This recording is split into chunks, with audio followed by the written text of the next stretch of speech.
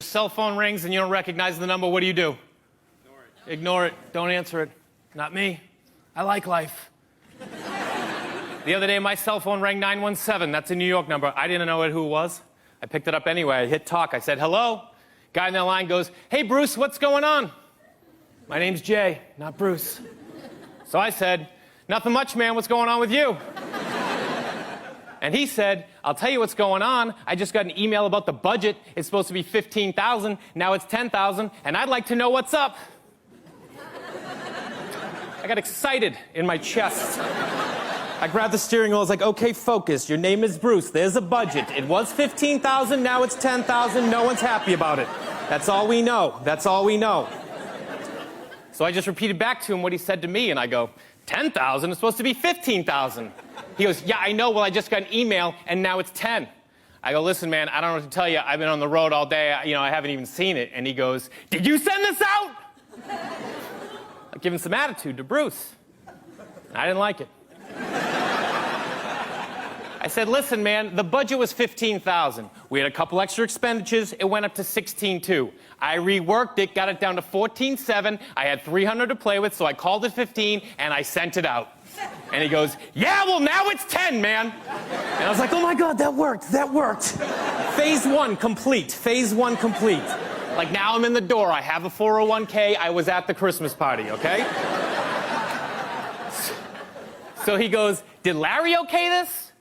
I go, listen, man, I took the budget to Larry. Larry said it looked fine, but I knew it was my ass on the line, so I ran it by Jennifer, just in case, just to double check. Jennifer said it looked good. I sent it out. He goes, yeah, well, now it's 10, man. And I realized this guy has no idea what's going on over there. He hasn't talked to Larry. I know he hasn't talked to Bruce. He doesn't even recognize my voice. I know he didn't talk to Jennifer. I just made her up. So he goes, listen, man, what are we going to do about this? And I go, listen, I'm on the road right now. I haven't even seen the email. Why don't you give Larry a call, check in with him, see what he says, call me back. Just praying he will, because that return phone call was going to be amazing. And he goes, you know what? Why don't wait till you get home, you check the email, you call Larry, you call me back. And I go, nah, bro. Larry knows way more about this than I do. Give him a call, call me back. He goes, okay, hangs up the phone. To which I explode with euphoria. Because there's a small business in New York that is crumbling to the ground. Over $5 grand, and nobody can find Jennifer. They're looking. They're looking. I get home. I'm so excited. I take out my cell phone. I'm like, you know what? I'm going to save that guy's number. Give him a call in a couple days. Touch base. You know what I mean? Check in. See where we're at, you know? So I save it in my phone under random guy. That's what he is. He's a random guy. 4 or 5 days pass. I forget about it. Laying on my couch, watching the ball game, phone rings on the dining room table. I get up, watching the game, grab the phone, watching the game, look down, random guy. But it's been a couple days, you know what I mean? So I'm like, random guy? Who's random guy? Like, who would even have random guy as their name that comes up? And then I was like, random guy! Like, now I'm panicked, you know what I mean? People's lives have been affected. It's only $5 grand, but I don't know how big that company is. But I'm addicted to it.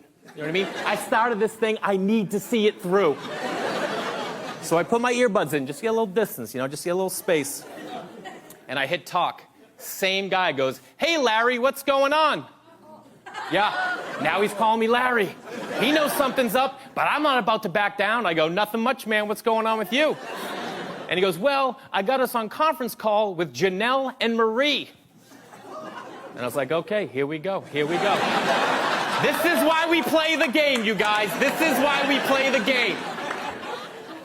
So I go, welcome to the call, ladies, as if to say, welcome to the show. You know what I mean? Here we go. Marie takes the lead. She goes, hey, Larry, what time is it where you are? I live in LA. They're in New York. It's 5:30. So I go, 8:30. It's 8:30. She goes, really, what's the weather like? And I was like, oh, weather's nice. Weather's nice. She goes, you know, this doesn't sound like Larry. And I go, oh, yeah? Who's it sound like? And a random guy chirps him from the back, and he goes, sounds like Bruce! Sounds like Bruce! Like he's gonna blow this case wide open. And I go, listen, guys, this isn't Larry, and it isn't Bruce. And Marie goes, who is this? I said, I'm just some guy who had nothing better to do than to mess with you guys. And Marie got pissed. She was not happy. She goes, you understand we're trying to run a business over here? And I was like, yeah, well, I got that from the budget. I just figured it was a business thing. And she goes, what do you think, this is some kind of joke? And I was like, well, a little bit. Thought it's pretty funny. That's pretty funny. And she goes, let me ask you something. And I go, no, you let me ask you something. And she goes, what? And I go, where we at with the budget?